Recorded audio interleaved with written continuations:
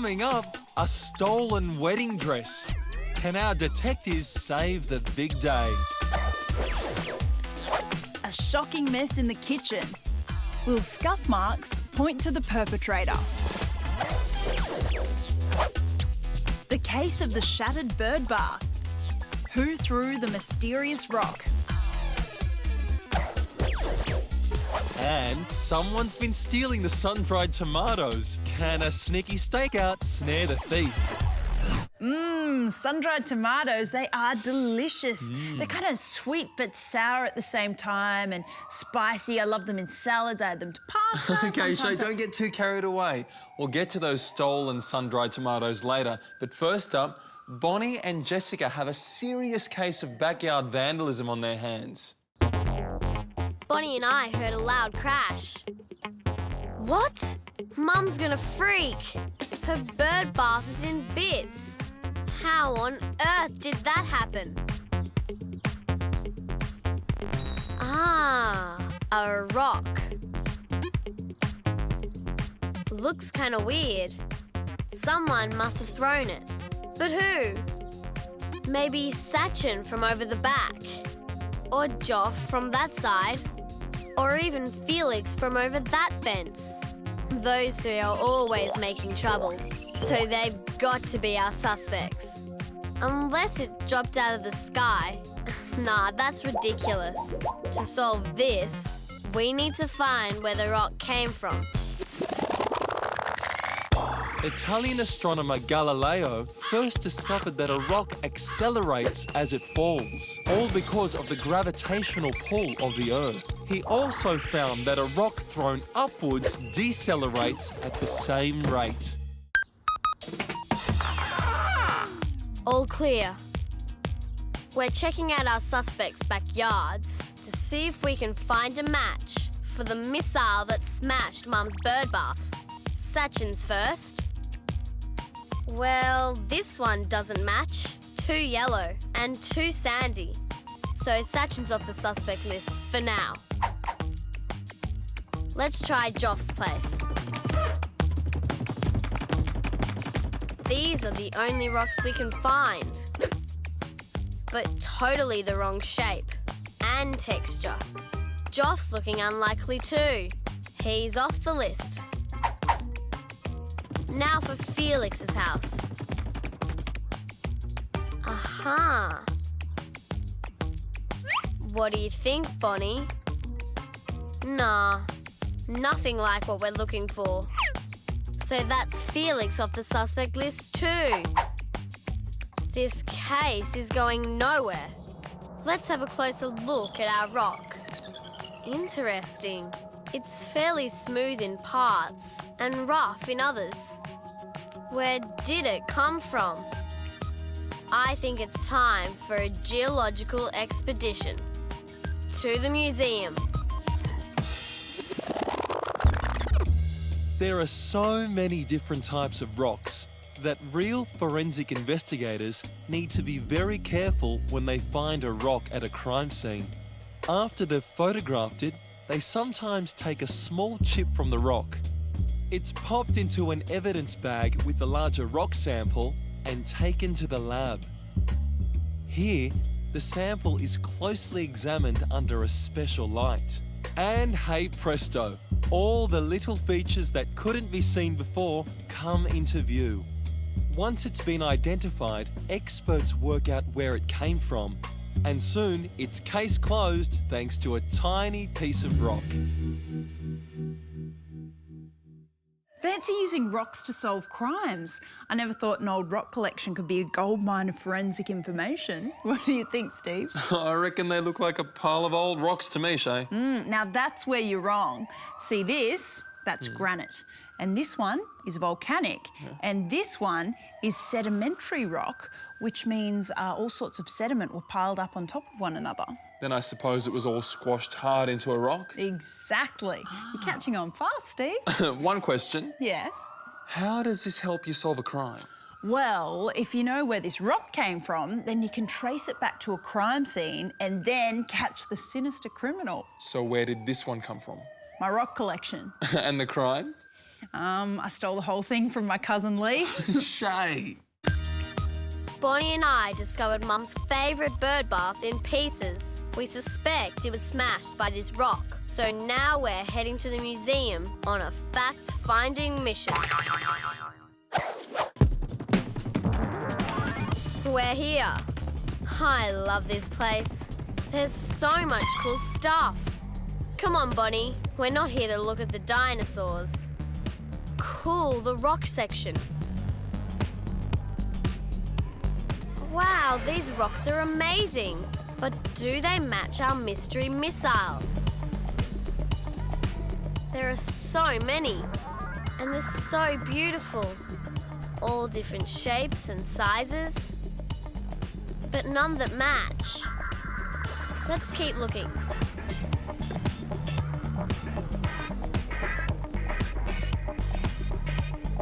These are more like it. Hey, they're meteorites. They come from outer space. Cool. Wow. There's one that looks just the same, only bigger. Much bigger.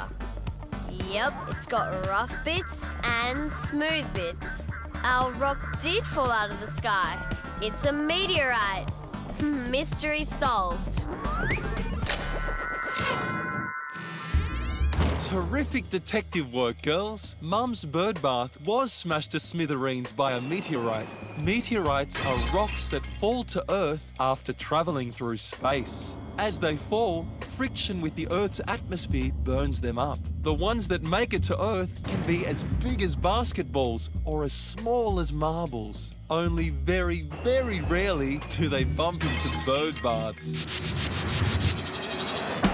Mum will never believe something from outer space smashed her precious bird bath. So we've put it back together. Mum will never know what happened. Maybe we should just blame it on the boys after all. I don't think that story's going to hold water, do you, Shay? Oh, very funny, Stephen. But I'll tell you something that's not so funny when someone steals one of my favourite foods, sun-dried tomatoes. Spencer's got the salt. It's to sprinkle on our very own batch of sun-dried tomatoes. It's supposed to give them extra flavour. What? Half of them are gone. Where are all the rest? Do you reckon they've been stolen? Must have. But who? Harry next door was taking a good long look at them yesterday. And Coco from across the road was prowling around too. Hey, maybe one of the chickens got out and ate them. Okay, salt what's left, Spencer. And I'll go question the suspects. Do you ladies know anything about the missing tomatoes? The silent treatment, eh? No help? Whoa, what's Spencer up to? This is a plan?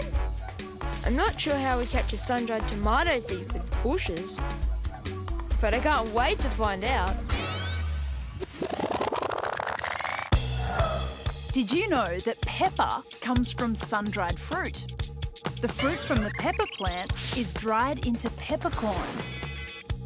They're ground up into grains that make you sneeze if they get up your nose. What a great idea! A stakeout.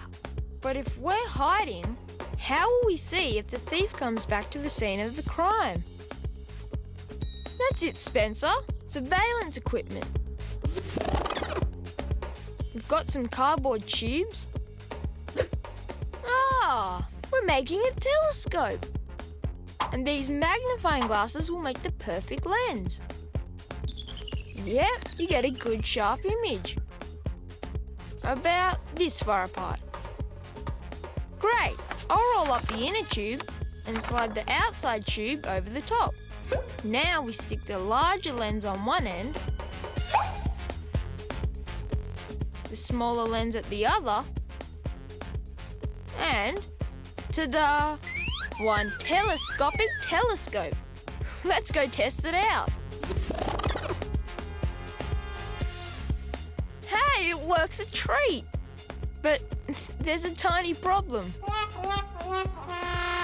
Everything's upside down. Hang on, that's easily solved.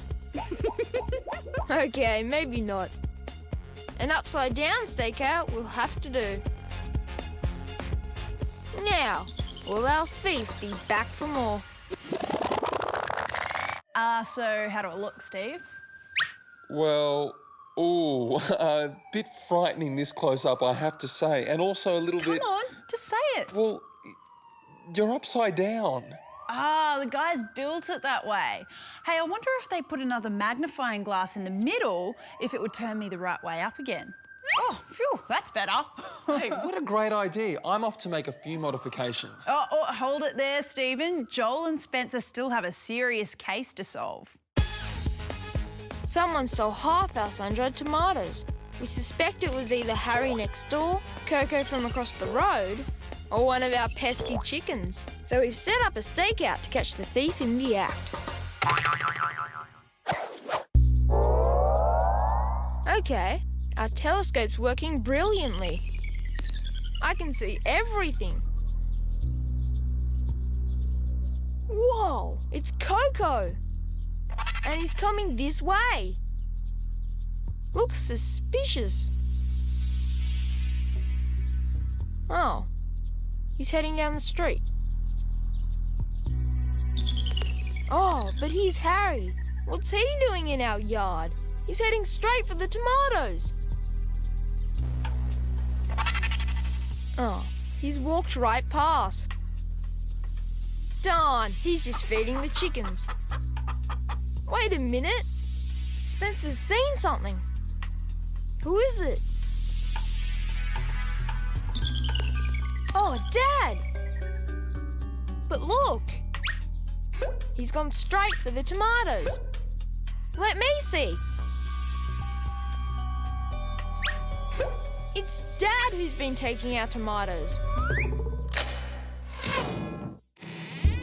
Nice work, guys. There's nothing like a stakeout for catching your criminal red-handed. And the way you made that telescope was brilliant. Combining two magnifying glasses separated by what's called the focal length makes images of distant objects appear much closer. It's the perfect way to catch a thief without being seen yourself.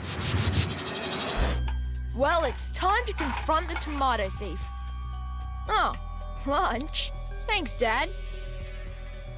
Should have realised it's Dad's turn to cook and tomato pasta's the only thing he can do. Mum sent us to pick up a wedding dress. It took her a whole week to make.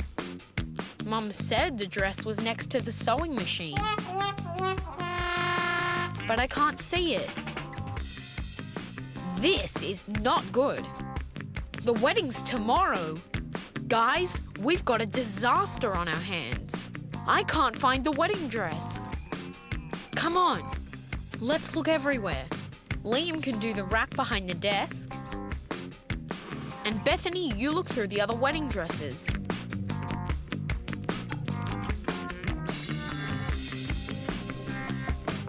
Whoa, what's this? Mysterious white powder. Hey guys, I found something. This isn't usually here. Maybe the dress was stolen. And this is a clue left behind by the thief. But who uses white powder and would steal a wedding dress? Penny, the pastry chef, uses baking soda, and she's getting married soon. Mr. Tran, the tailor, uses chalk and is always trying to copy Mum's creations. And Demi, the cake decorator, is always dropping into Mum's studio, covered in icing sugar. So they have to be our prime suspects. Let's go grab something to put our mysterious powder in. Okay, we'll scoop it all up, and we'll soon find out who left this telltale powder behind. We'll catch this wedding dress thief in no time.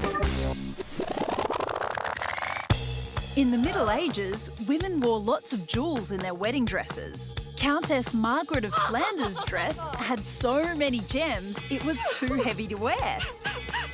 So 2 men carried her to the wedding.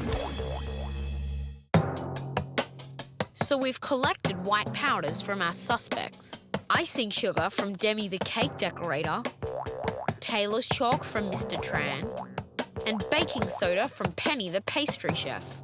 Now we're going to test them to see which one matches our mystery powder. Now we know that acid is a great way to get a reaction, so we'll use lemon juice as our acid. Right, Demi's icing sugar first. Okay, the icing sugar dissolves. Now Mr. Tran's chalk. Nope, no reaction at all. And Penny's baking soda. Whoa, that's a reaction all right. Bubbles galore. That's 3 totally different reactions. But which one will match our mysterious powder and reveal our sneaky wedding dress thief? Police often come across suspicious white powders at crime scenes. But if they can work out what the powder is, they often solve the crime. So they carefully photograph the evidence at the scene, and they collect the powder so it can be analysed. Then they take it to the laboratory. Here, the powder is put under the microscope. Experts look at the powder particles closely. This helps them distinguish between the many, many mysterious white powders police find at crime scenes. Wow, so many powders. Police must have a tough job working out what's legal and what's not. What? Wow, my goodness. What are you wearing, Shay? Well, do you think it suits me? I was thinking like the bridesmaids could be in like an apricot kind of dress, not peach. I want a clear distinction. And then instead of roses, because they're such an obvious choice. Shay, Gerbers. you're really not getting married. Oh, well, no, I heard about wedding dresses, and so I just had to try this little number on. It's a waste of time trying this one on, though. What's wrong with it? There's nothing wrong with it, but if Brandan and the gang are going to use white powders to track down the thief, they might get the real wedding dress back. I hadn't thought of that, but I would make a beautiful bride in this, don't you think? Shay. Someone stole a valuable wedding dress from Mum's studio. The only clue was a mysterious white powder. But Liam, Bethany and I are on the case with some forensic chemistry. Now, we take a sample of the mystery powder. Let's see if it dissolves in lemon juice like Demi's icing sugar did. No. So it's not icing sugar. That means Demi the cake decorator is off the hook. And there's no fizzing or bubbles, so it's not baking soda, which puts Penny the pastry chef in the clear. In fact, there's no reaction at all. So the mystery powder must be chalk. The wedding dress was stolen by Mr. Tran the tailor. Brilliant work, team. You're spot on. As soon as he saw Mum's latest creation, Mr. Tran knew he could make a fortune. So he tried to copy it as fast as he could. But when he heard someone coming, he picked up the dress and ran.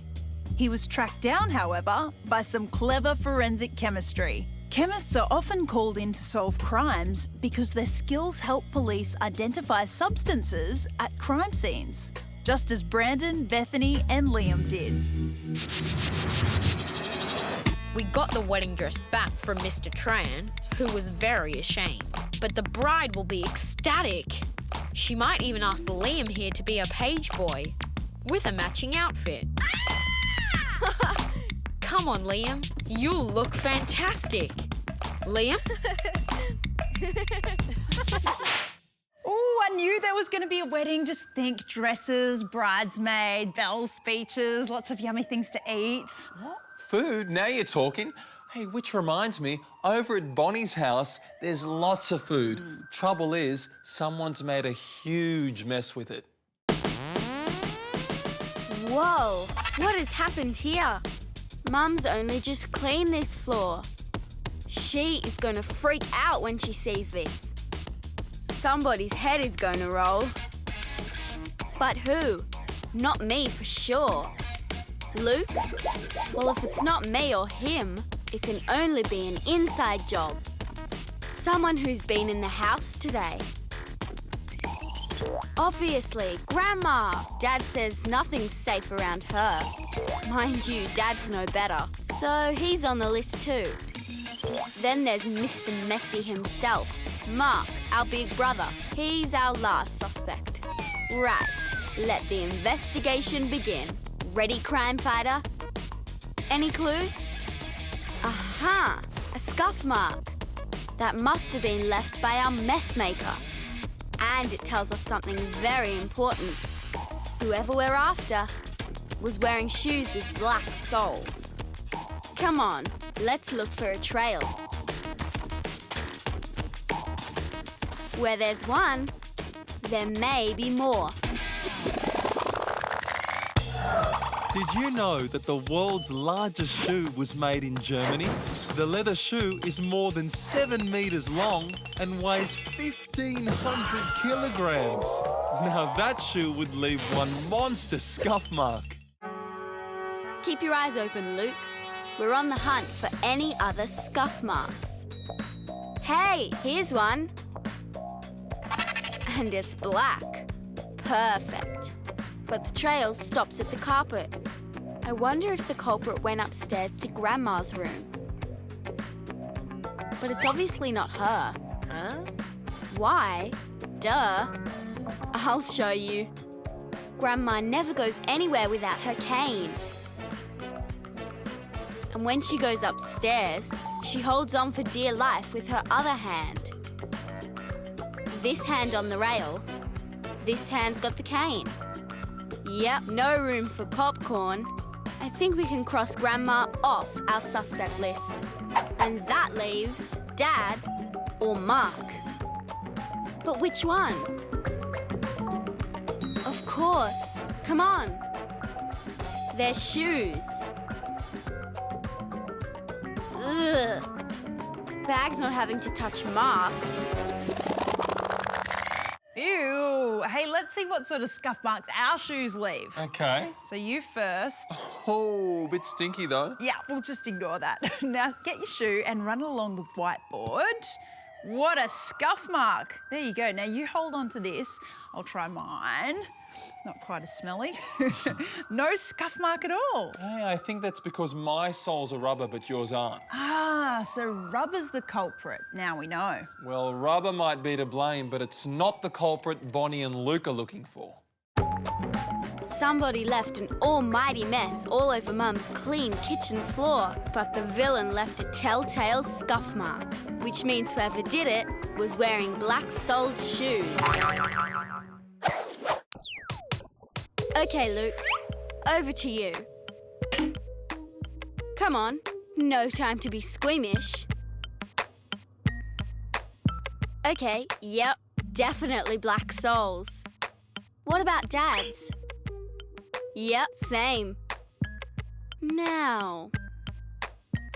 What? Ah, yes. Luke seeing whether Mark's shoe leaves a scuff mark. No, not a thing. Mark's off the suspect list too. So let's test Dad's shoe. Hey, we found our guilty party, all right. Nice one. Ew. Dad, you're in the doghouse. He sure is. Dad slipped and made a right old mess in his rush to grab a snack before the big game on TV. But he was found out because of the incriminating scuff mark he left behind. Police solve far more serious offences by carefully investigating skid marks. The type of rubber, the width of tyres, and the shape of the skid all help in reconstructing how a crime occurred and who the culprit might have been. Well, we solved that one, but... Oh, the mess. I've just had a wicked idea. We'll clean it up. And as payment, Dad will have to buy us popcorn at the movies. Not a bad idea, Bonnie, but I think she may be guilty of a whole new crime. It's called bribery and corruption. But for movie tickets from Dad, definitely worth a go. And speaking of going, we've come to the end of another show and we have to go. Bye.